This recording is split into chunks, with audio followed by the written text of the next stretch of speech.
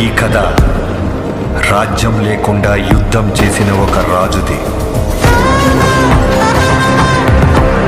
కండ్రగొడ్డలి పట్టిన యమధర్మరాజుది.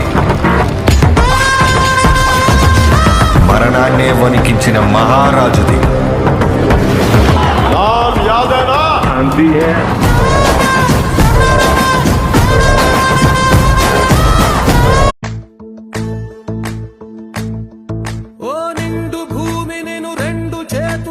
కౌగిలించమని పిలిచినదా, పిలుపు వినరా, మలుపు కనరా, అడుగువై పదపదరా.